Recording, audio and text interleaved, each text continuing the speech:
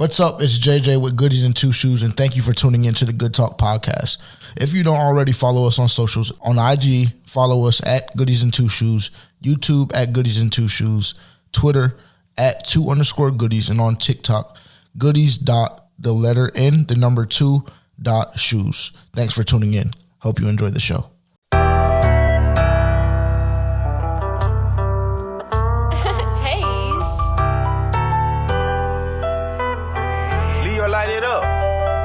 Welcome to the Good Talk podcast. I can't sell out for no money cause I got ambition.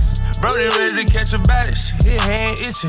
I ain't dropped in a little minute, shit, my fans miss me. 40,000 in both ears, you know I can't listen. And I like to stand on little mama, I'm about to stand in it. Started from the bottom, then I transition. OG gave the game, ain't walk, little nigga, I ran with it. Had a lot of cover today. I might stand Smith, coming back off in this bitch. Walked in like I left some. I don't show that bitch attention, treat her like a stepson. You gon' see these footprints, get your bitch ass stepped on. Told her after she had her baby, I'm gon' get her fresh done. Having meetings, eating 5-star dinners, buying out the restaurant. Don't compare me to none of them goofies, I'm one of the best ones. Fuck that nigga, ladies that bleed out to the flesh run. Paper cuts on my bitch, sir. I'm getting too much money to be worried about a nigga. I swear I'm getting too much money to be worried about a nigga.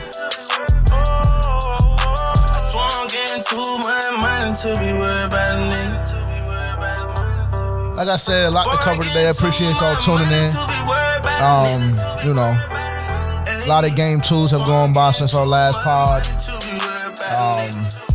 The Miami Heat, they're absolutely in trouble. Adam Vinatieri calls it a career. Congratulations. Big ups to him. What else? What else do we have on the docket? Utah, the battle between Utah and Memphis last night was crazy. New York, they tied a series. So we have a lot to go through, a lot to cover.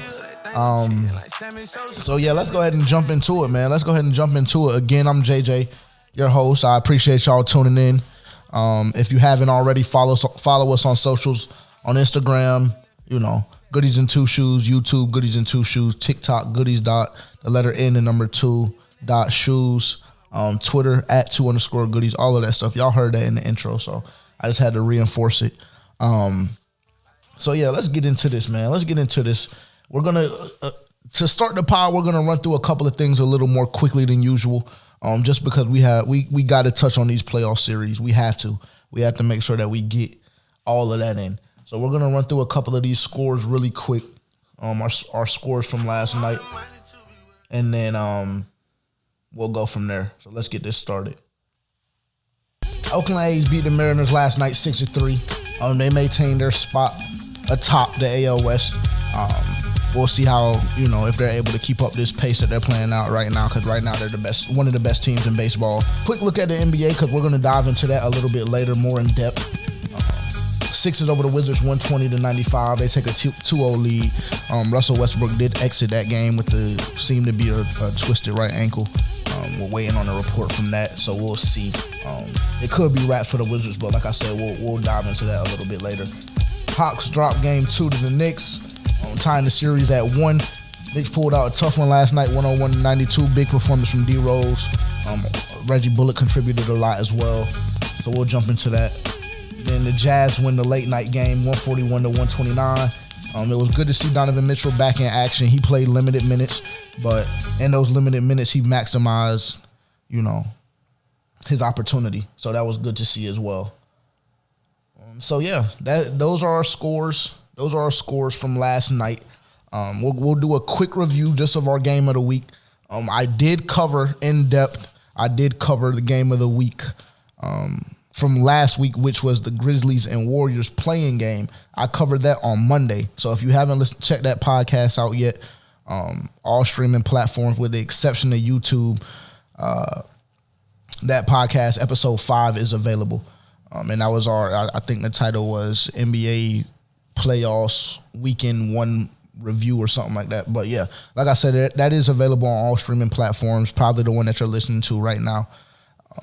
So yeah, check that out because like I said, we did dive into more detail with that matchup on Monday. But just in case you didn't hear it, I'll give you a quick little rundown. I had the Grizz by 3. Obviously, they pulled it out by 6. So, yeah, that was our game of the week. Like I said, the Grizzlies and Warriors from last Friday night, I believe it was. So, yeah, right now I'm currently 3-1 in game of the week predictions. You feel me? So, we up for real. We up. We up, and it's stuck there. Because this week, I don't plan on changing nothing for real. 3-1 in the predictions. So, yeah, this week's game of the week is going to be Game 3. That's the one I want to highlight. Game 3 of the Lakers and Suns, and that game is actually happening tonight, Thursday night, 10 p.m. Lakers, Suns in L.A. You know, Lakers were able to steal home court from the Phoenix Suns 2 nights ago. So that's going to be very interesting. I'm curious to see how the Suns will respond after getting punched in their mouth. You know, it was a very physical game, and I'm not 100% sure that Chris Paul will be a go tonight. And if he is, I believe he'll be on limited minutes. So for me, this is going to show me a lot about the Suns core, and I want to see, I have to see how that core is going to respond with, you know, either no Chris Paul or very limited Chris Paul. So we'll see how that goes. I do, however, believe that the Lakers are going to win this matchup. I'm taking the Lakers by 8 just because I have stated numerous times that this series is going 7 games, and I really don't see the Lakers losing tonight with a limited Chris Paul. We'll just go with a limited Chris Paul for right now because there's been no reports of him not playing. So we'll say a limited Chris Paul. I don't foresee the Lakers losing this basketball game tonight. So, but like I said, the Suns have to show me something because I'm under the mindset that the Suns can concede this game 3, let Chris Paul rest, and go from there, really. If you go down 2-1, you're still in a good position. You still have an opportunity, you know, to win home court advantage back in game 4. So we'll see. We'll see how it goes. We'll see how it goes. Like I said, I have the Lakers by 8. Lakers by 8 tonight, 10 o'clock, and we'll see how that goes. Now, on to some sports news. I'm really just eager. I'm really just excited and eager to get to our playoff review. I ain't gonna lie, because it's a lot of people, a lot of guys that are not stepping up, You got some guys that aren't stepping up, and their teammates are bailing them out to a certain extent. You got guys that aren't showing up, and the way their team is built around them, they don't have the ability to bail them out, right? So, like I said, I'm excited to get to that. That's really where I'm trying to get right now. So all of this stuff is going to be kind of expedited in a sense as far as, you know, our scores and our sports news and stuff like that. So, sports news, Jordan Clarkson wins 6th man of the year, highest scoring bench man in the league, 18.5 points, 4 rebounds, 2 assists. Like I said, did all of that coming off the bench, obviously, with that 6th man of the year award. So shout out to Jordan Clarkson. Congratulations. Well-deserved. Like I said, he was the best bench man in the league, and he was the best bench man for the number 1 team in the NBA this year. So, you know, that speaks volumes to his contribution and what he means to the Utah Jazz. Julius Randle wins MIP.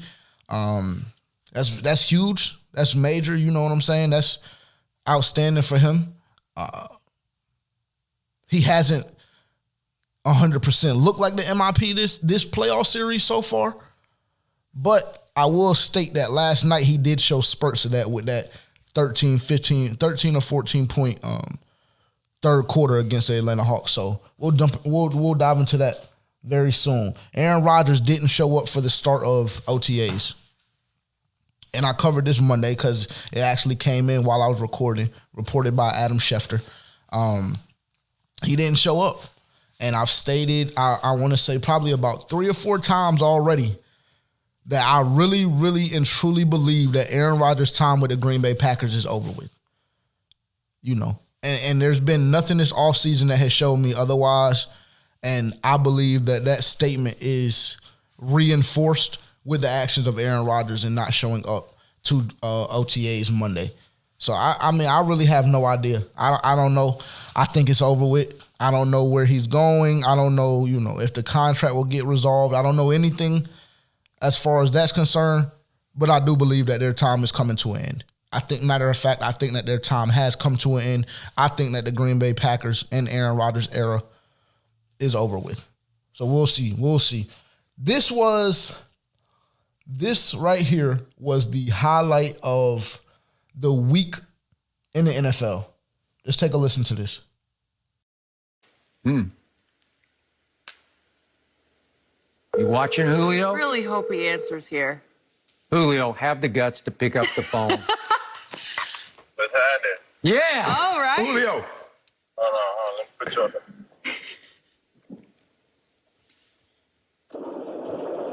Can you hear me? I got you. This is your favorite uncle. What's going on, bro? Man, nothing much. About to go meet up with my brother. What's happening with you? Man, look. You want to go to the Cowboys, Julio? Or you want to stay in Atlanta? Oh, man, nah, I'm out of there, man. You He's out out. of He's out of there. there? Are you going to... Ideally, where would you like to go? Right now, I want to win. Okay. Yeah. Well, don't go to Dallas. If you go, you ain't winning in Dallas, Julio. Man, listen, come on, man. You already know I know. Okay. Can you remind him we're on television Ask right him why now? he wore the Dallas. Listen. You know how people is, man, with all that going on with the picture? Yeah. Yeah. And all that, stuff like that. Okay. Man, I ain't never been on that. You know what I'm saying? Okay. That's good enough. Yeah. Julio, I'll talk to you later. Thanks for calling me back. We on air, but I appreciate you calling me, dawg. You know I know my nephew was going to pick up. That was a clip from Undisputed, courtesy of Undisputed. Shannon Sharp and Skip Bayless. So, they were having a discussion about Julio Jones because it's being reported, and as confirmed by Julio Jones wants out of Atlanta. Julio Jones wants out of Atlanta. His top suitors right now are the Tennessee Titans and the New England Patriots, from what I gather. The Tennessee Titans are making an extreme push at him. The Atlanta Falcons did come out and say, I believe last week or maybe about a week and a half ago, that they would not be willing to trade Julio Jones inside of the conference, so inside of the NFC. So that was a major news story.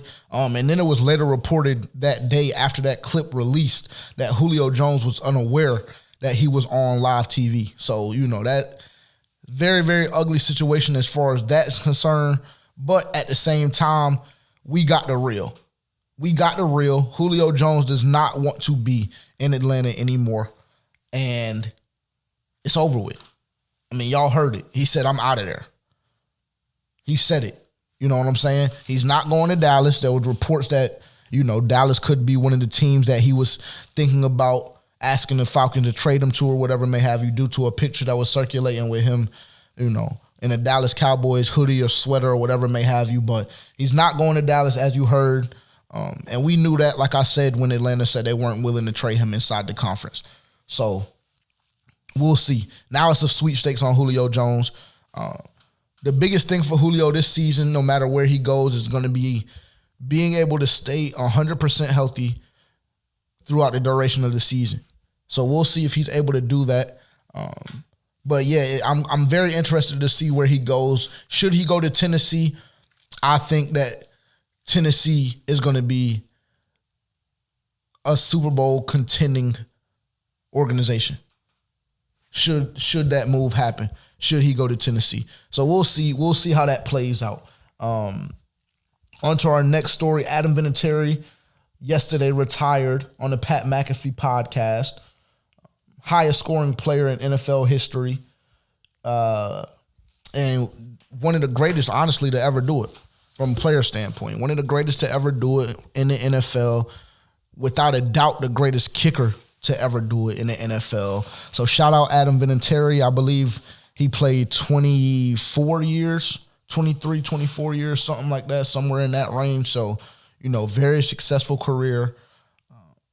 Very happy for him, made some of the biggest field goals in history with, the New England Patriots and the Indianapolis Colts. So shout out to Adam Vinatieri and congratulations on a historic career.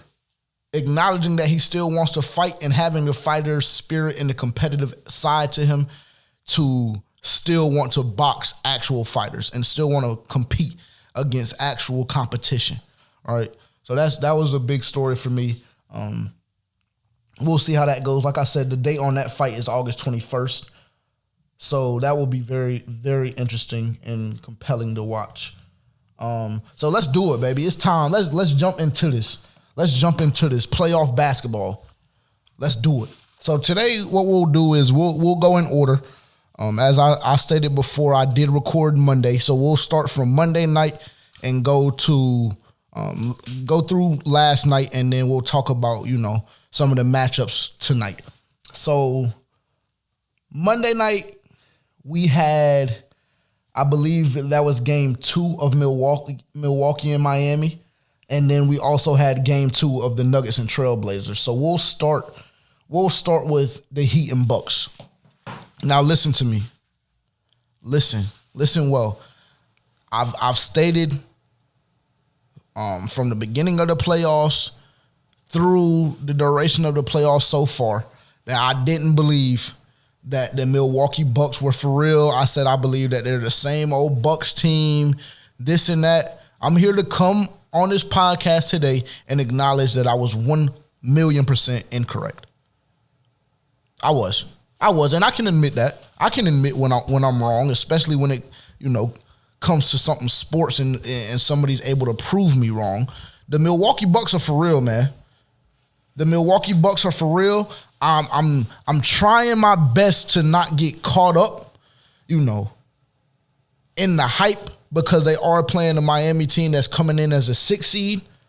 But at the same time, we're aware of what Miami was able to do last year, being, I believe, either the 5th or 6th seed last year. So we're aware of what Miami is capable of. Now, given that Miami team looks a little bit different than last year, but at the same time, I can't take away from the production and, the level of play that the Bucks are competing at right now. I can't take away from it. I really can't, bro. Like 46-20 after the first quarter. I mean, bro, when I tell you they just came out and punched Miami in the mouth.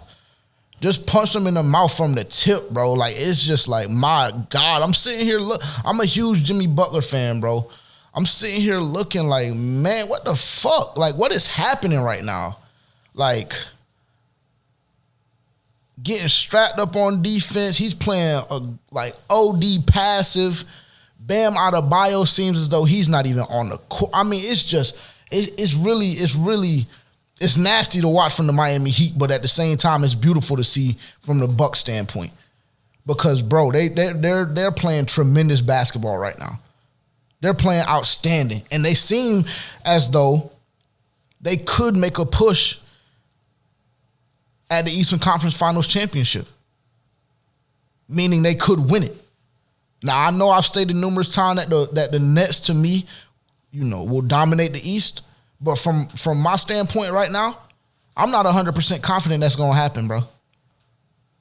I'm not, bro. Like, 78-51 at the end of the half. And really, it was just an old-fashioned ass whooping, bro. It really was. It's one of those things where, as a coach, you just, the commentators and shit, they make statements like they should just burn the tape. Yeah, for this one, they really should just burn the tape, man. They really should. It's bad as far as Miami is concerned. I picked the Heat in 6. There's no way the Heat win the next 4 games. There's no way. There's no way the Miami Heat win the next 4 games consecutively. It's just not. I don't foresee the Miami Heat being able to make any noise at all in this series. I think it's wrapped for them. And to be quite honest with you, with the way that this series has looked so far, it might be a sweep. It might be completely over with. The Bucks might make a statement right here, right now, and get these niggas out of here in 4 games. God honest truth. Look at this shit. Jimmy Butler, 10 points, 2 rebounds, and 4 assists. 10 points on 4 of 10 shooting. Why in the hell is your superstar player, your franchise player, only shooting the ball 10 times? Tell me why. It's on Jimmy, bro. Right now, this series is on Jimmy Butler. It really is, bro. It's on Jimmy. He is not producing. He's not performing. You know, he looks like I've always known Jimmy Butler to be the ultimate competitor. Right now, I don't know what the fuck is going on for real. I really don't, bro. Like, and I just have to accredit the Milwaukee Bucks play to the way that some of these guys are responding and how some of these guys are performing. I really do, man. I really do. 4 of 10 from Jimmy Butler.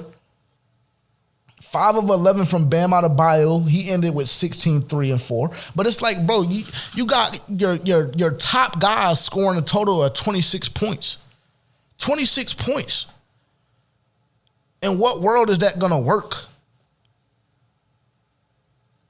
Not the NBA. Maybe in high school or some shit. You know what I'm saying? Maybe some shit like that. But in the NBA, that's not gonna get it done. You need more from those guys. You really do. Milwaukee shot 15 to 28 from the three in the first half alone. First half alone. Brent Forbes, he ended with he had 19 points and 3 rebounds in the first half. He was just dotting nigga. I mean, he was pulling from wherever he felt like pulling from and draining that shit. Cause he felt like it. And once you start off hot as a shooter, you got the green light. Let that hoe go. And that's what he did. 19 points in the third quarter. In the first half, 3 rebounds, 5 of 8 from 3, 7-11 from the field. He finished with 22 points. And, just to touch on the the Milwaukee Bucks shooting, it's just been dazzling to watch for real. It has, bro. Like, it's the modern NBA. And the way they're shooting the basketball is very, very impressive. 22 threes from them. Shot 42% from 3. 42%. Check that, 49% from 3. Shot the basketball at a rate of 42% from the field. 49 from 3. So the Milwaukee Bucks they seem to be for real. They legitimately look like a championship winning basketball team. I must say. Right now, as we stand, 11:04 a.m., May the 27th, the the Milwaukee Bucks look as though they could potentially win the NBA championship this year. They do. With the way they're playing right now, I don't really see any team in the NBA really beating them in a 7-game series the way they're playing right currently. Now I'm not gonna say that things can't change, this and that, but my goodness, man, defensively they're locked in. So far they've held Jimmy Butler to 8 of 32 from the field. Jimmy Butler is currently 8 of 32 from the field in this series, 25%.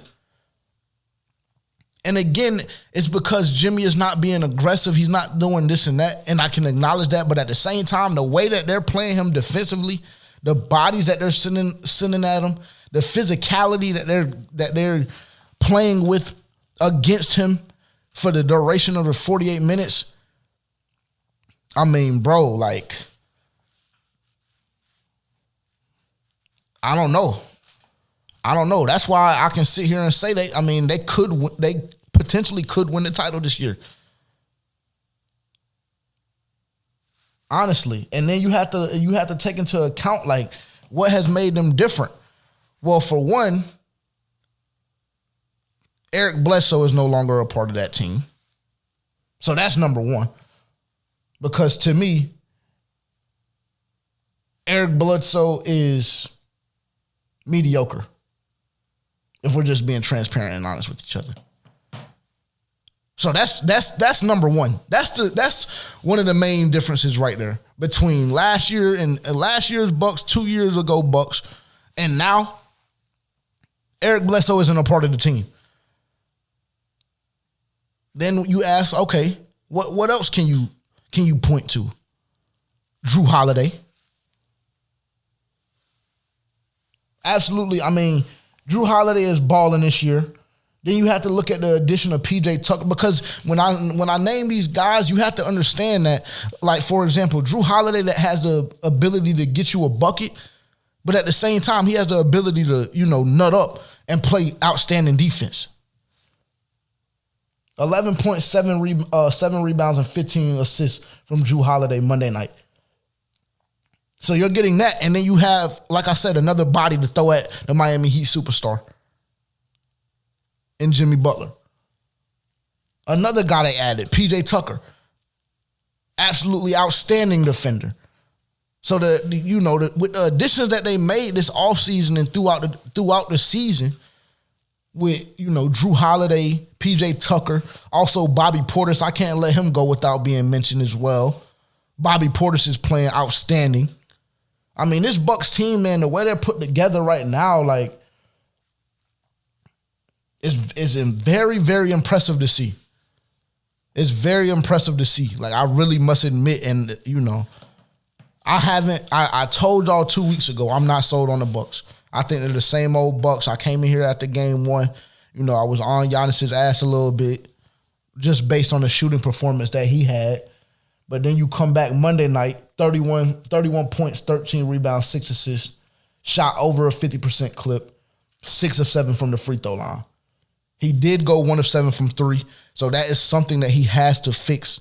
That's something for Giannis to elevate into the upper echelon of players all time, not currently, because currently he's already there.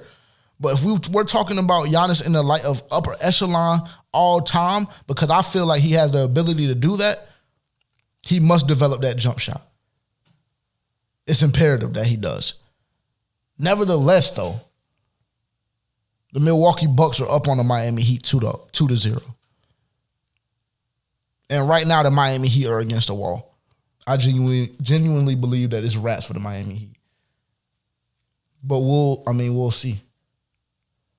We'll see. On to the next game. Game 2 of Portland and Denver. And before I even start this one, I want to go ahead and say right now that, and this shit might get me in trouble, going forward with some of my future endeavors as far as from a referee standpoint. But at the same time, I'm here to give y'all the real. So I don't even give a fuck about that. The third quarter of the Denver and Portland game 2 was absolutely probably the worst officiated quarter of basketball that I've ever seen in my life, bro. And the reason why is because they let it have a playoff feel, extreme physicality, very, very chippy throughout the first 2 quarters. They let that shit go in the first half, and then in the third quarter, they tried to tighten it up. Which, as a referee, I understand. But at the same time, these guys are professionals, bro.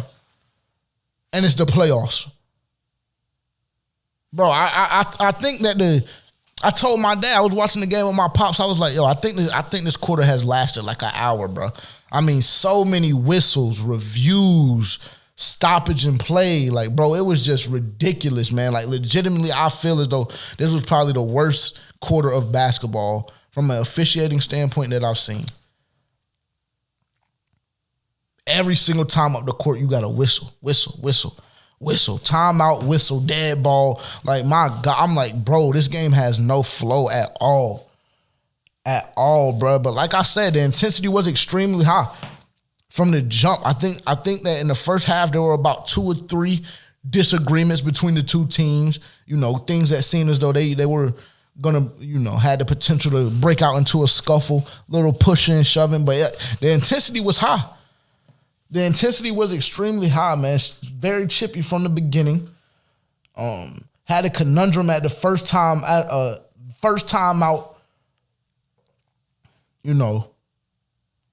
think one of the Blazers assistant coaches came off the bench. He got a tech running his mouth.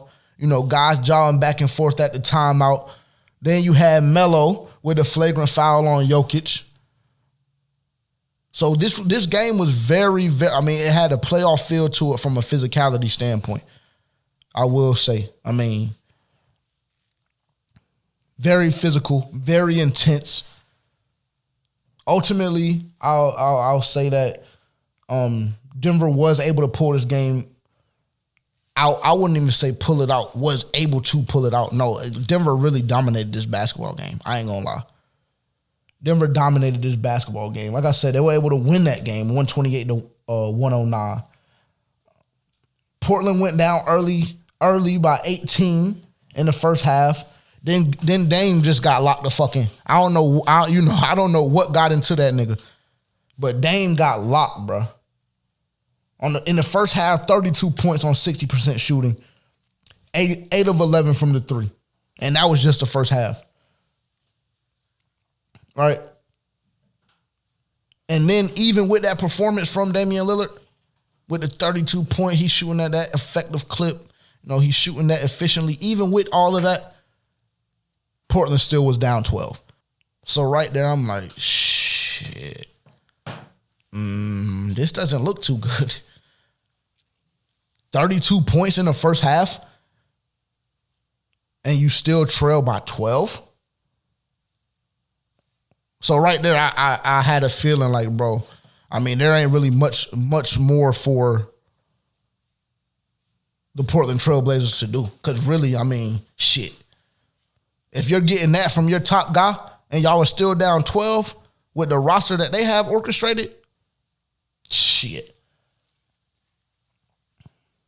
Nuggets shot 66%.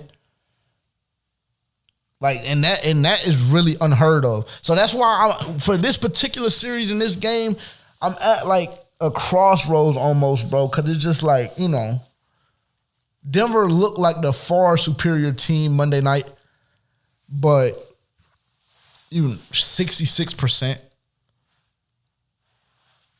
I think that we can all agree that probably won't happen ever again.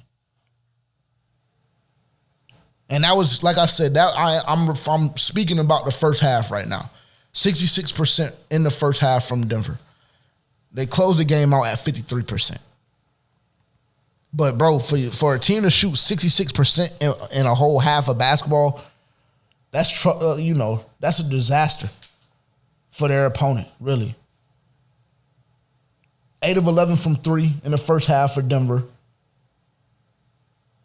And then Jokic had 25 points in a half. So they were battling now. Don't get me wrong. Jokic, it was very, very fun to see Jokic and Dame go head to head the way they did. I will admit that. But Jokic had 25 points. He shot 10 of 12 from the field, and this is just the first half. And then, like I said, Dame put on the performance that he did, and then you come out of halftime, and this is where coaching comes into play. You just make one simple adjustment. It's an adjustment that Ty Lue is searching for right now with the Clippers. And we'll get into that. Later. But they made one adjustment for Damian Lillard. After he went crazy, had 32 points in the first half, made one adjustment. Put Aaron Gordon on his ass. And as soon as that happened, it was wraps, bro. It was wraps. Like Dame Lillard, he finished with 42 points on 11 to 24 shooting. So with that being said, he scored 10 points in the second half. Mind you, at halftime, Portland was down 12. So that adjustment, to me, might have changed the whole dynamic of the series. Because now it's just like, you can't handle Aaron Gordon. Interesting, okay. Let's see how you do with him starting on you. So now it's just like, fuck. Because, the Nuggets, they don't need that much from Aaron Gordon from an offensive perspective. They don't. He 13-6-2 in a win Monday night. and they were able to win the game by 19. And really that 19 is very deceiving because they were up, I believe, like 25, 26 points in the fourth quarter, pulled the guys, and they were still able to maintain that 19-point lead. So it's not like they need anything crazy from Aaron Gordon. They just need him to be serviceable on the offensive side of the court. But defensively, if they make that adjustment and they feel as though Aaron Gordon can really hold and contain Damian Lillard, the Portland Trailblazers might be in trouble. Really.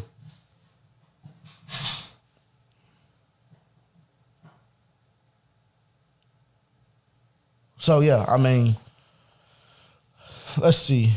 Third quarter, again, just to highlight some of the things in the third quarter with the officiating.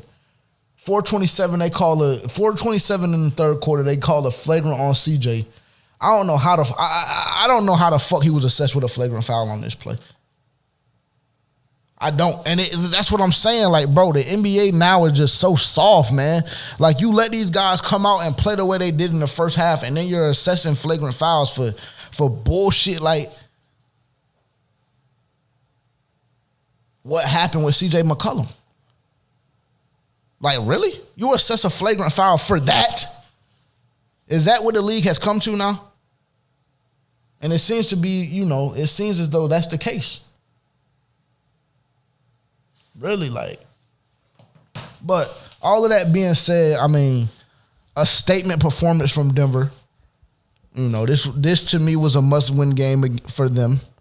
Because if they went down 2-0 going into Portland, I think that they would have a very difficult time overcoming that lead.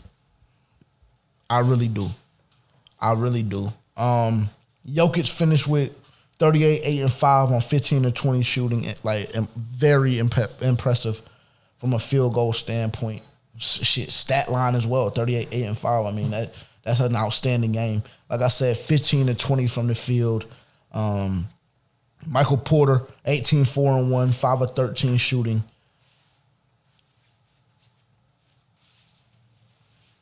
So yeah, I mean, very, very impressive. Very impressive win from the Denver Nuggets. And it made me think of this series in a different light.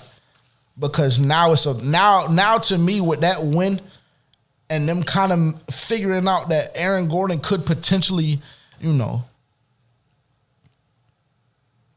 stop Damian Lillard to a certain extent. With that discovery by the Denver Nuggets coaching staff, and then with the performance that they put on, shooting 66% from in the first half, 53 to close out the game. With all of these things being taken into account, my outlook on this series has changed. I still say Blazers in 6, but it's not going to be as easy as I thought initially it was going to be for the Portland Trail Blazers. Because defensively, they look as though there's nothing that they can do defensively. If you allow a team to shoot nearly 70% in a whole half of basketball, your defense is very, very, very pedestrian. And that doesn't bode well for the Portland Trail Blazers in my estimation. Moving on to Tuesday night.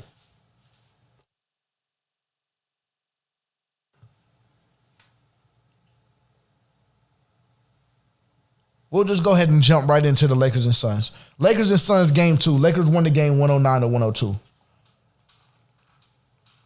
This had another game that had a phenomenal playoff feel to it. Phenomenal, bro. Very, very high intensity, high pace first half. Chippy, very physical. And with this referee crew that was present for the Suns game, they did what they needed to do. Let the guys play. When it's getting out of hand, you acknowledge that it's getting out of hand off rip. Don't just wait until the next half, to the third quarter. You acknowledge that it's getting out of hand when it does, and you tighten up then, and then you begin to loosen it up and relax a little bit. Get some flow back to the basketball game. And that's what we saw. That's what we saw in this game. LeBron James, 10.46 shooting in the first half. Andre Drummond, Andre Drummond, bro. Andre Drummond showed me something. Monday afternoon, I said Andre Drummond looks very, very lost on defense, this and that. Even though Andre Drummond did have a good game from a stat standpoint, game 1 against the Phoenix Suns, he was still looking lost. And I said, I don't believe that Andre Drummond knows how he fits in with the likes of LeBron James and Anthony Davis being on the court with him, right? Because he hadn't gotten that opportunity to have both of those guys on the court at the same time with him. But what a performance from him. 6.7 rebounds. Very physical defensively. He dominated the glass. What we saw DeAndre Ayton do in game 1 of the Suns and Lakers series, what we saw DeAndre Ayton able to do, Andre Drummond did that for the LA Lakers Tuesday night. And that's what was demanded. That's what it took for them to win. God honest truth. The Suns were not backing down from him, though. I will say that. The Suns were still high energy, high intensity, getting baskets when they needed to. But I will say, it hurt. It hurt real bad when Jay Crowder picked up them 2 fouls in the first, in that 7-second span in the first quarter. I don't even believe a whole minute of gameplay had gone by. Jay Crowder already had 2 fouls. And I said Monday that Jay Crowder was very imperative to the success of the Phoenix Suns.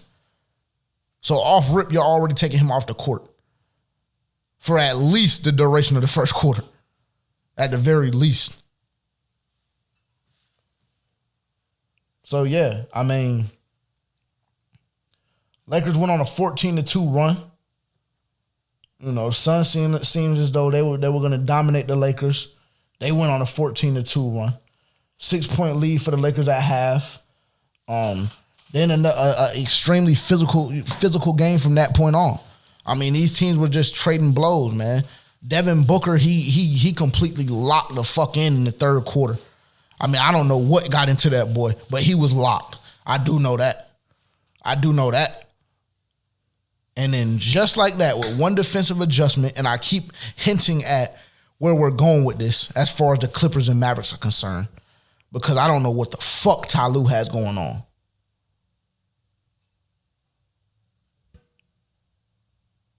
But they make one adjustment defensively. They referring to the Los Angeles Lakers, It starts blitzing the shit out of them. Blitzing them off of everything. Pass half court, go get his ass, 2 of y'all. So they make that adjustment. And then fourth quarter comes around, 0 field goals from Devin Booker. Buddy, that's not gonna work. You cannot put up 0 field goals in the fourth quarter of a tight game, a tight physical boxing match that this was.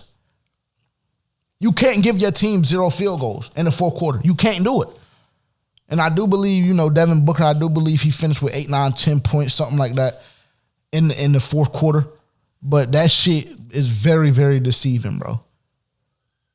It's very deceiving. Like, Devin Booker, he has to do a little bit more. He has to do a little bit more, I will say. Let's see.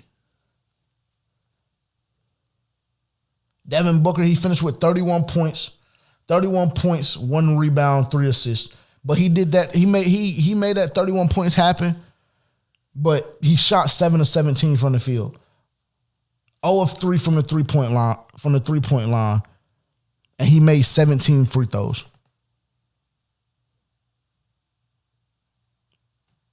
So 14 points from the field. That can't happen. You need more. Because like I said, them stats, and I've alluded to this the past 2 podcasts, them stats, they're very deceiving, bro. Those stats are very deceiving because you got to look at how everything is coming to the flow of the game. Now, I will say, with Devin Booker not being able to get those points in them field goals and them points in the fourth quarter, Cameron Payne stepped the fuck up. Cameron Payne kept them in this basketball game. The same Cameron Payne that was ejected game 1 because of the little altercation that he had with Montrezl Harrell and Alex Caruso. Cameron Payne kept them in this game. 19 points, 3 rebounds, 7 assists on 6 of 15 shooting. But in that fourth quarter, that nigga looked different. I mean, I'm talking about he was going at everybody. It didn't matter. AD, LeBron, bum-ass Alex Caruso, whoever. It didn't matter. He was on their neck. And the Phoenix Suns were able to keep this game relatively close based on the performance from Cameron Payne. Because Chris Paul, he really shouldn't even have fucking, he shouldn't even have suited up. If this was the performance that I was going to get from Chris Paul, if he was going to only play 23 minutes, get you 6 points, 3 rebounds, and 5 assists, if he was going to do that, they should have let that nigga stay in his street clothes on the bench, all the way at the end of the bench. With all due respect. And I get it. He has the injury. I know. But when the fuck is Chris Paul going to step up in the playoffs and fight through some of this shit, man? Every single time we see Chris Paul in the playoffs, it's an injury that hinders him and prohibits his team from moving on. When is this going to change? Can somebody please tell me? Please, somebody. 23 minutes while you're trying to defend home court. You have a chance to go up 2-0 against the reigning defending NBA champions, and you give us 23 minutes. 23 minutes, bro. Now, I don't know if this was Monty Williams that did that. I don't know if it was a training staff for the Phoenix Suns that did that. I don't know if it was Chris Paul himself that did it. But damn it, 23 minutes can't get it done. Not when you're Chris Paul. Not when you've gotten your team to this point. Not when you're defending home court. Not when Devin Booker puts on the performance that he put on in the third quarter. Keep y'all in the game. Not when Cameron Payne did what he did, and given Cameron Payne did what he did because Chris Paul was unavailable for a majority of the fourth quarter. But when your team is showing this heart and this drive and this will to win,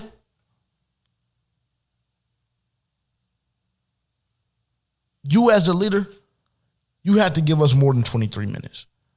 And I don't know the severity of this injury.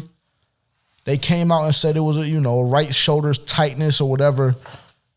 But like, bro, Chris Paul has to be healthy. And that's why I said earlier in the pod for our game of the week, everybody knows I have the Suns in 7. Everybody knows that now. Suns in 7. I still have the Suns in 7. I'm not changing my stance on that at all. I still feel as though the Suns will win the series in 7 games. So that's why I said earlier, shit, if you gotta rest him, bro, if you gotta rest him for game 3, rest him. Don't even play the nigga. Because if he's only gonna give me 6 points, 3 rebounds, and 5 assists, I don't want him. I don't. Because anybody can give me that. 6, 3, and 5 on 2 of 5 shooting from the field. Anybody can give me that production. If Chris Paul isn't 100% healthy, shit, if Chris Paul isn't even 85 to 90% healthy, don't put him on the floor tonight at 10 p.m. against the LA Lakers. Don't just simply don't do it. Don't do it because it's a lack of production, and the only thing that's going to happen is the potential for this injury to be worse. We don't need it. We don't need it. I'm almost under the belief that the Phoenix Suns really should just concede this game and not even play Chris Paul.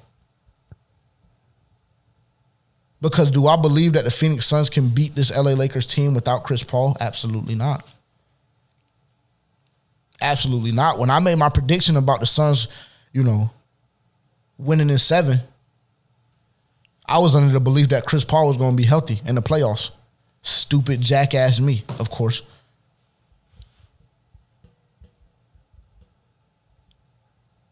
But if he's not healthy, I don't believe they have any shot. Because Cameron Payne had the fucking game of his life Monday night. Check that, Tuesday night. Game of his life. So I don't foresee that happening. I don't foresee that happening again. I don't. So we need Chris Paul to be healthy. And if he has the potential to recover a little bit faster and a little more effectively, should he not play tonight, then sit him. Sit him, because it's just no point. It's just no point. On the other side of things, Anthony Davis put on an outstanding performance. 34, 10, and 7, 7 and 15. He rose to the occasion. 50% from the three-point line as well, 2 of 4 shooting, 18 to 21 from the free throw line. He came to play. AD went in the press conference after the game, after game 1. And he took responsibility. He said, I have to be better. I have to be better, and I will be better Tuesday night. And that's what he did. He rose to the occasion. There was a call to action. And he did what was necessary for the LA Lakers to win this basketball game. And this is what you need. As much shit as I talk about AD, I can still acknowledge the talent that he has, the greatness that he is. I can still acknowledge that, right? This is what you need. If you're the LA Lakers, this is what you need to make another push at a championship. Really. Because LeBron can do it. But at this point in his career, you don't even want to risk that. This is why Anthony Davis was brought in my opinion. Because LeBron's going to do what he do, but because of the age, because of the injuries now, he's going to have to tone it back just a little bit. I do thoroughly believe that. So this is why AD was brought in. For him to be the number 1. Tuesday night, he was the number 1, and he did what was necessary for them to win the basketball game. So that's what you need throughout the duration of the playoffs, not just this series. Because if Anthony Davis doesn't come to play, they're dead. If Anthony Davis has another performance like game 1 against the Phoenix Suns, the LA Lakers are dead. For that particular game, and who knows when it would occur. I'm not saying that it is going to occur. I hope that it doesn't, because I want to see all of these guys at peak performance. I don't want to see Chris Paul hurt. I don't want to see AD playing like garbage. I don't want to see LeBron playing like garbage. I want to see everybody's best shot. So then we determine who really is the best team. So Anthony Davis, he has to do this for the rest of this series and for the rest of this playoffs if the LA Lakers want another shot at winning the NBA championship. He must. He has to. 23 points, 4 rebounds, 9 assists from LeBron James on 9 of 16 shooting. So he had a good game, nothing crazy from a LeBron standpoint. But again, he did what it was necessary to win a basketball game. Because in the fourth quarter, again, go into my whole rant and ideology about people saying and speaking on LeBron James in a negative light when it comes to clutch time. A lot of y'all niggas are quiet right now. A lot of y'all are quiet, bro. Dead ass serious. A lot of y'all niggas are quiet. He hit the shot against Golden State, and I can see he was very pedestrian game 1 of the Suns series. He was. I'll admit that. But in the span of 3 games, he hit one of the biggest shots of his career. Don't get me twisted on that, because it wasn't like, they lost and they went home, this and that. No, one of the biggest shots of his career against Golden State. And then the performance in the fourth quarter that he had.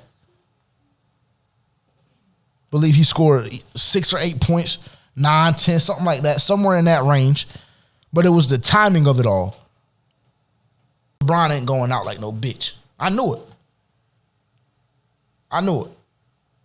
And I stated before he came out to play.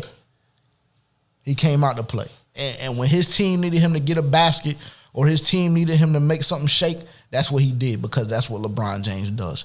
Another outstanding performance from Dennis Schroeder. 24 points, 3 rebounds, 3 assists on 50% shooting. 2 of 4 from 3. Andre Drummond, he ended up finishing with 15 and 12, and that's what you need. Like, really, everything that happened Tuesday night for the LA Lakers is what they need to be successful for the entirety of this playoffs. That's what they need.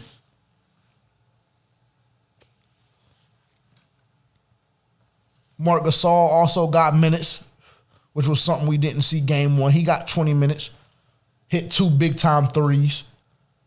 He had 6 points, 2 rebounds, 2 assists. That's just something to highlight. And somebody, I forget who pointed it out. I was watching the game with some of my boys. I think it might have been my boy Floom. But he said, bro, I don't understand the logic behind Montrezl Harrell. It's either one of the two. It's either you go with Marc Gasol and Marc Gasol gets all the minutes, or you go with Montrezl Harrell. And to be honest, I sat back and thought about it, and I was like, damn, that's a good question, because guess what? They paid Montrezl all of that money in the offseason. They went and snagged him from LA, the other LA team, the Clippers, who seemed as though they might be fucking done. Again, we'll get into that a little bit later. But they went and got him from the Clippers, paid him all the money he asked for to play 0 minutes. Now, I know that Montrezl Harrell has not had the best season of his career. I'm aware of that. He's looked very average. The inability to shoot the jump shot has hindered the LA Lakers throughout the duration of this season as it pertains to Montrezl Harrell. I'm aware of that. But you're telling me he can't get not even 1 minute? In a game that was really his style of basketball as it pertains to the physicality and the intensity. 1 minute, he can't even get 1 minute. But then again, shit, I mean, who am I? Maybe Frank Vogel knows something that I don't, because the Lakers did pull this game out. But I feel like in order for them to win the championship, they need everything clicking on all cylinders. They need Schroeder to do what he do. They need Anthony Davis to ball. They need Anthony Davis really to be the number 1. They do, because LeBron, he gon' facilitate. We know that. He the general. They need Anthony Davis to be the number 1. They need LeBron to be fucking LeBron. They need Drummond to play like he did Tuesday night.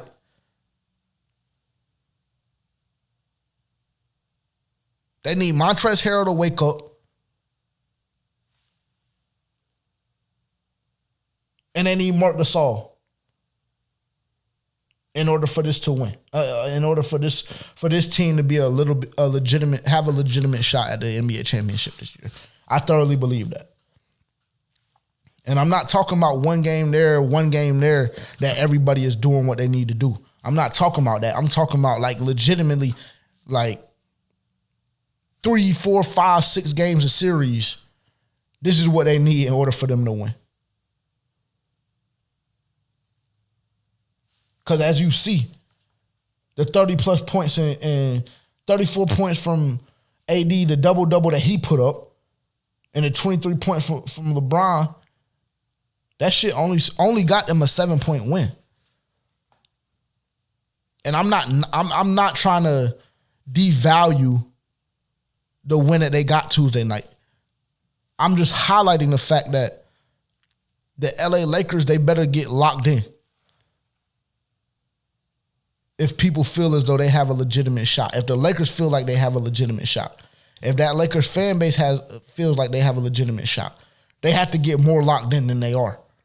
I will say, because this thing where they come out and play lazy, sloppy basketball,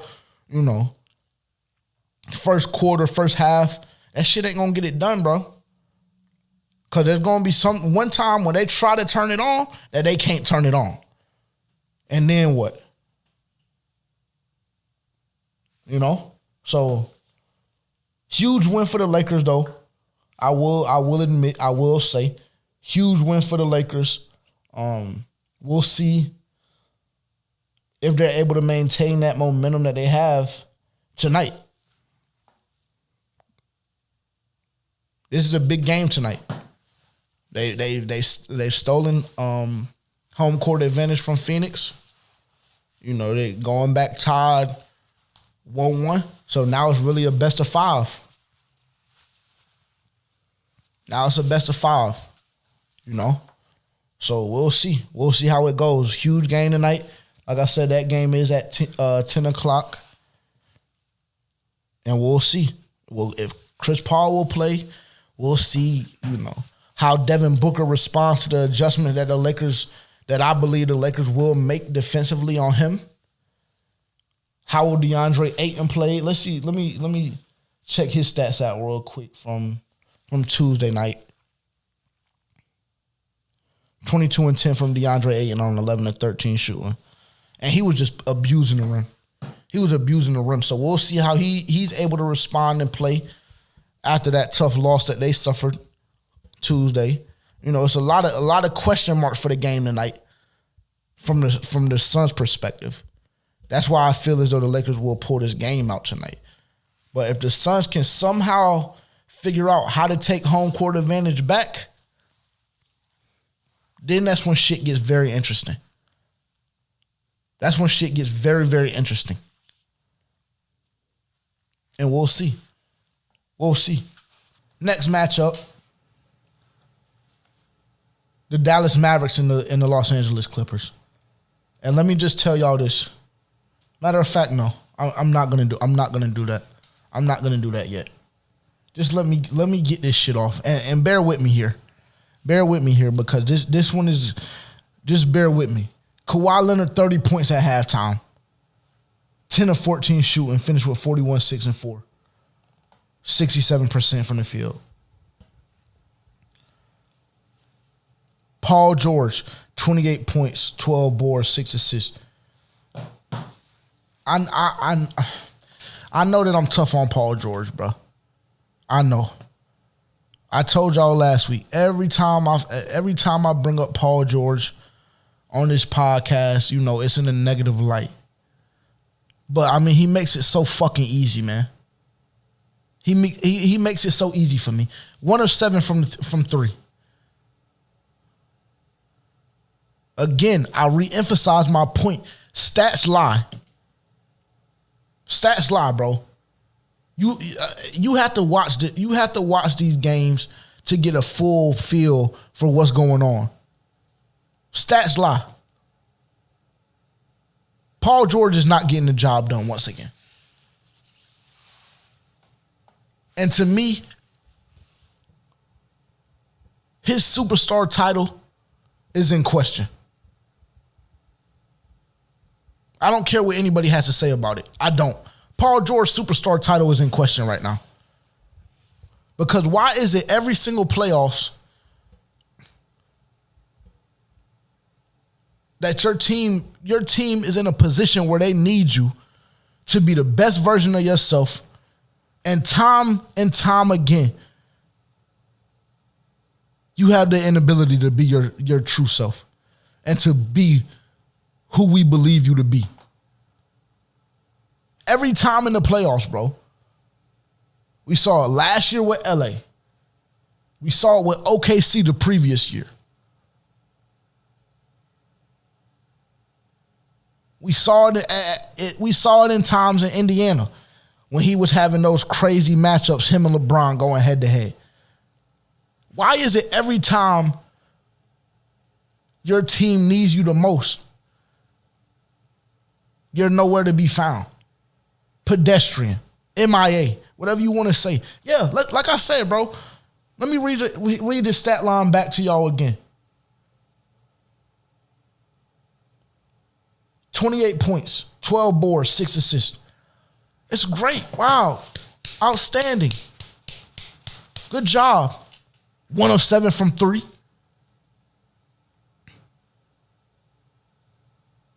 Be better. Be better, bro. That shit is cute. It's cute, bro. Listen, it's cute. 28 points. Wow. Nigga, with the way the NBA is right now, anybody in the fucking league can get 28 points on any given night. So that's why I'm downplaying the 28 point shit. 12 boards, I will acknowledge that plays a huge role. You need rebounds. Second chance points for 1. And to actually secure a defensive possession for 2. So rebounds are very imperative to the game of basketball. We all know that. But you're giving us 1 of 7 from 3. And then on the other side of the court, getting absolutely fucking fried. Abused, obliterated off the face of the earth. And Paul George, it's not just you. It's your whole team. But I put so much responsibility and so much weight on Paul George's shoulders as it pertains to him as a player because I was under the belief that Paul George is a superstar. I was under the belief that when Kawhi Leonard left Toronto and when Paul George left the Oklahoma City Thunder, that when they both teamed up in LA, every single year for the next 6 to 7 years, that they would be competing for a championship. Right? So then when you look at Kawhi Leonard giving you fucking 47, 43, 45, whatever the fuck he gave you the other night, and y'all still can't pull out a win, I sit back and I say, well, one superstar is doing his job. So it has to be you, right? Or am I tripping? Y'all tell me if I'm wrong. I could be wrong. I could be.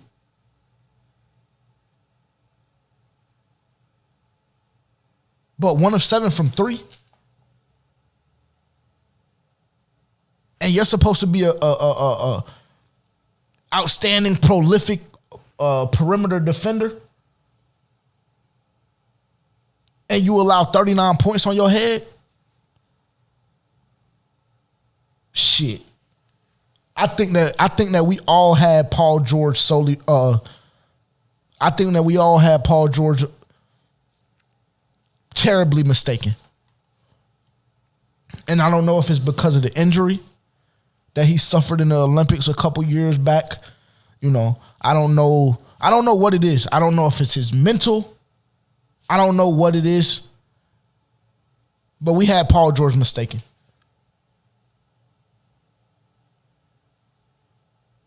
Almost kind of like how it seems right now that I had Jimmy Butler mistaken. It's almost the same way. Now, don't get me wrong. Paul George is doing a little bit more for his team than Jimmy Butler is right now. Don't get me wrong in that sense. But to me, Jimmy is in that range of like all-star, star in this league, but he's not a superstar. Paul George in my head is a fucking superstar.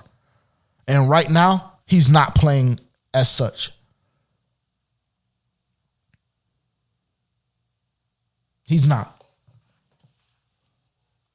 I don't even know if I said this yet, but the Mavericks won 127 to 121. 2-0. 2-0. Against the LA Clippers team, as I stated before, that we all felt and believed that would be competing for an NBA championship year in and year out for the next 5, 6, 7, 8 years.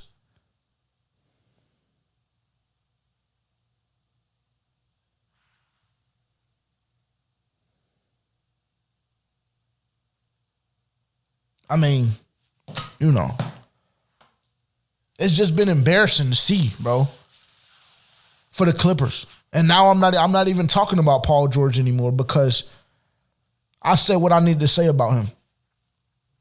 He has to be better. He has to stand up. And to be honest, to me, Paul George is no longer a superstar in this league.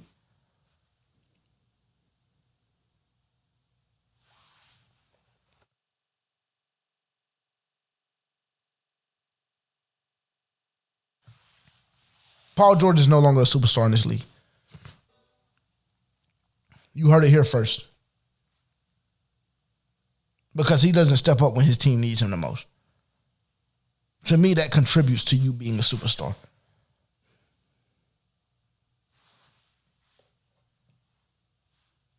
So that's that on Paul George. Now let's get to the rest of the fucking team.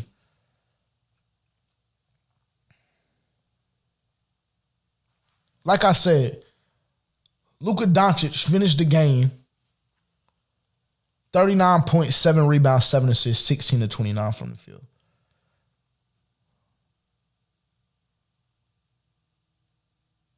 It's been, bro, it's been embarrassing. It's been embarrassing, bro. It's been embarrassing, bro. Like, legitimately, like, the way Luka is doing these niggas right now, it's like, yo, what the fuck? I mean, this motherfucker, he coming down the court, he snatching that shit, he in his rhythm, he dancing. You feel me? This motherfucker the other night, that bitch hit a damn, pulled up on one foot, leaning to the side, dotted the nigga. Bow. Looked at that nigga like, yeah, talk shit to the fan. He said, yeah, nigga, you see Dirk in the cut, like, yeah, that's my nigga. That's my, yo, Luka is abusing these niggas, bro. I mean, it is terrible. Terrible. Luka in 2 games. 31-10-11 Saturday night. 39-7-7 on 16-29 shooting Tuesday night. They're allowing him to do whatever he wants to fucking do. Whatever he wants to do, they're allowing him to do it. If he wants to go to the basket and lay them niggas, they're allowing him to do it. If he wants to pull from 30 and spray their ass from 30, they're allowing him to do it. If he wants to snatch that shit back, get it back and shoot from 56, they're allowing him to do it. If he wants to shoot off 1 foot, bro, it's like, yo, what is happening with the Los Angeles Clippers right now, bro? What is happening? 2 of the best perimeter defenders in the NBA, statistically, of course, and Paul George and Kawhi Leonard. And Luka is abusing them both. It doesn't matter who they put. It doesn't matter who they put. And let me tell you something, Ty Lue, you better stop getting that nigga Pat Bev abused the way you let him get abused. Luka is in his bag, bro. Luka is locked, my nigga. Like legitimately. Luka is locked right now. Like, and I ain't even really seen Luka run his mouth like that, like nothing crazy until this year. And then, bro, like, he putting this nigga Pat Bev in the damn basket. He too fucking small. He too fucking little. I'm like, oh shit. Uh-oh, Luka. Hey, listen to me. Hot take. And really it shouldn't even be a hot take. Because damn it, y'all seen it for 2 years in a row now.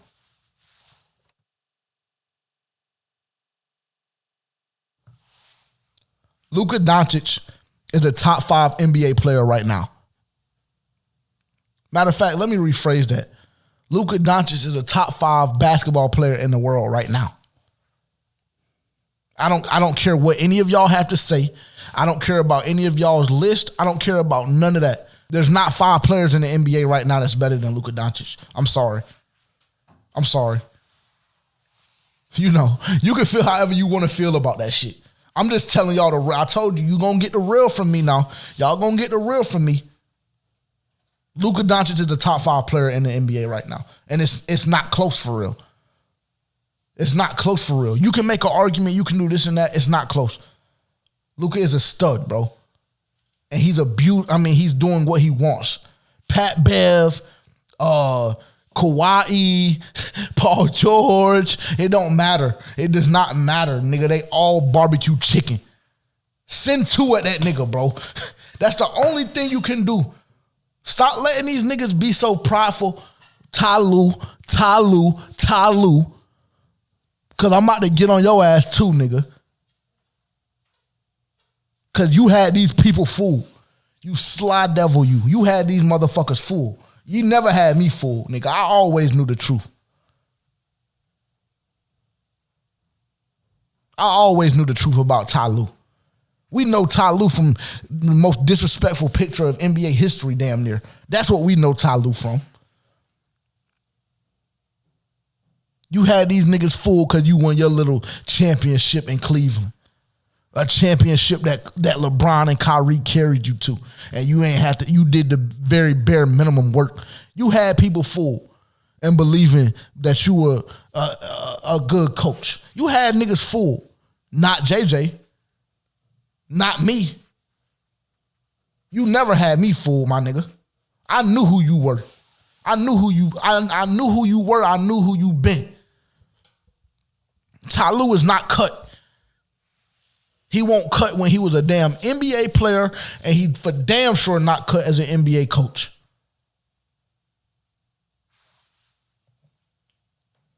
On that, matter of fact, let's just stay there. Let's stay on Ty Lue for a second.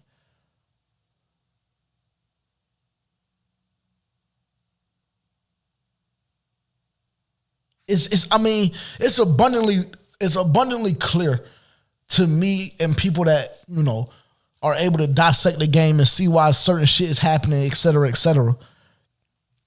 It's abundantly clear that Ty Lue is doing a shit job right now. It's abundantly clear. It's just terrible. Tell me how. Let me just read some of this stuff to y'all. Tell me how a 2-time NBA champion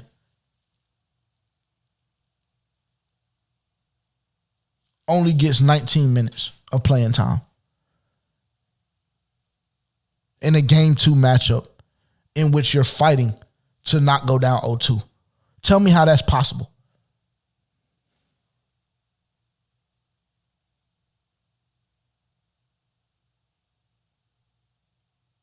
Tell me how another NBA champion from 2 years ago, a motherfucker that's only in LA due to the relationship that he has with Kawhi Leonard and established with Kawhi Leonard, in Toronto when they made their championship run. Somebody who Kawhi Leonard is comfortable with being on the floor. Tell me how how an NBA champion in Serge Ibaka is only getting 6 minutes.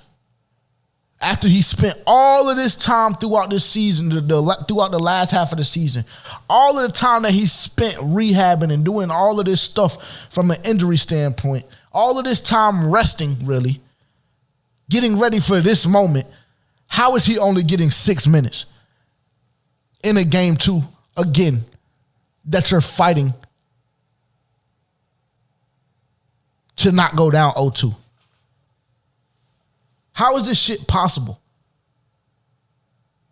How is it possible that you pay a motherfucker $64 million? $64 million. Listen to me, bro. $64 million. How is it possible that he gets 0 minutes? How? How is this possible, Ty Lue? Explain it to me. I'm not even a Clippers fan and I'm outraged, bro. How? How does this happen? How does Luke Kennard get 0 minutes? 0 minutes in 2 games. Luke Kennard has played a span of 0 minutes and 0 seconds in both playoff games this year for the Los Angeles Clippers. 0 minutes, 0 seconds, and he's getting paid $64 million. This motherfucker is getting paid to sit courtside at an NBA playoff game. How is it possible, Ty Lue? How is it possible that you allow Luka Doncic to put up 70 points on your weak bum-ass defense and you don't make the adjustment to send 2 at him? How is it possible? How is it possible that every time down the court, for some reason, Pat Bev gets caught in a switch and you don't blitz the and you don't tell your guys to blitz a screen? How, Ty Lue? How is it possible? Explain it to me, bro. Help me understand. Because maybe I tell y'all this all the time. Maybe I'm tripping. I know that I can trip sometimes, bro. Maybe I'm tripping. But 0 minutes for Luke Kennard, 6 minutes for Serge Ibaka, 19 for Rondo. No double team on a nigga that's spraying you for 70, doing whatever the fuck he wants to do on the court. And you have no answer? You have nothing? Nothing? Because let me tell you something. The players ain't doing 100% what they need to do either. That's not lost upon me. I'm aware of that. I'm aware of that. But Ty Lue, you have to be better, my nigga. You do. You do. It's terrible, bro. It's terrible. And really, I'm putting a lot of this series on Ty Lue. If I'm highlighting somebody to blame, right, and I know it's not good and not fair to do this in sports, but nigga, I ain't a part of that team. I'm not a fan of that team. I don't give a fuck. If I had to find 2 people to blame for the Clippers being down 2-0 right now, number 1, Paul George. Scratch that. No, fuck that. You know what? Number 1 is Ty Lue. Number 2 is Paul George. But the number one reason why is due to the inability of Ty Lue to do his job efficiently and effectively. That's why. Like I said, Ty Lue had a lot of y'all niggas fooled. A lot of y'all, when y'all saw the LA Clippers pick up Ty Lue as their head coach after disrespectfully letting Doc Rivers go, after letting him walk, after firing him because you had a prima donna in Paul George, with all due respect, of course, a prima donna who was bitching, throwing smut on his name, and then guess what we see? The same thing. So I can almost guarantee y'all that Doc Rivers is probably sitting back. Nigga, he up 2-0 in his series, and I ain't even really going to touch on that one because it ain't shit to talk about. That shit is over with. Until the 76ers get more competition, then I can assess them how I need to. But right now, that shit is over with. So y'all go ahead and cross that one off. If you want to hear anything about the Wizards and Sixers, you ain't going to get it. Not today. Because it ain't shit to talk about. Besides Westbrook being pedestrian. It ain't shit to talk about. But I can guarantee you that Doc Rivers, with his 2-0 lead right now in Philly, is kicked back with some goddamn hen dog in his glass, some hen dog and a goddamn cigar, and he just like, I told these bitches. I told y'all motherfuckers. Everybody wanted to blame Doc Rivers when he left. Everything was Doc Rivers' fault when Doc Rivers left, when he left LA. Everything. You know, it became a shit on Doc Rivers. The NBA, you know, seemed like not many teams were going to give him an opportunity. Paul George and the shit that he was talking. And now it's just like, let's see. Look at this. Doc Rivers, I can guarantee you that damn Doc Rivers is just, you know, in heaven right now. Bulling, nigga. Sitting back, just relaxing. Like, look at these dumbass niggas. And let me tell you something. Let me tell you something else. Let me tell you this. Matter of fact, I don't give a fuck if y'all try to, I don't even care. Listen to me when I tell you, the LA Clippers in the next decade to decade and a half of their franchise is in jeopardy. Because guess what? Y'all, let me tell you something. I'm going to look right into the camera when I say this shit. Y'all fuck around and lose this series after Kawhi Leonard is putting up the numbers that he's putting up. Fuck around and lose this series. And guess what? Kawhi Leonard is gone. Matter of fact, let me say this right now. Kawhi Leonard is leaving LA this summer. Again, let me say it again. Kawhi Leonard is leaving LA this summer.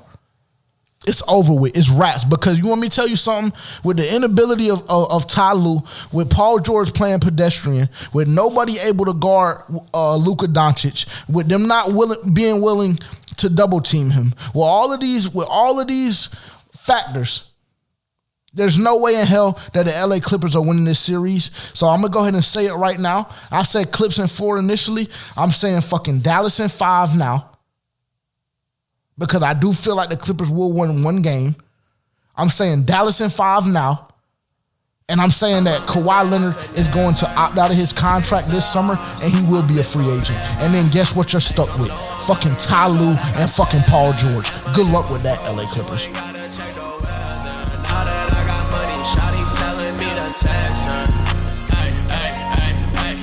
Dropping a shot when I'm swerving a bench. But shawty come kick it, she bringing her friends.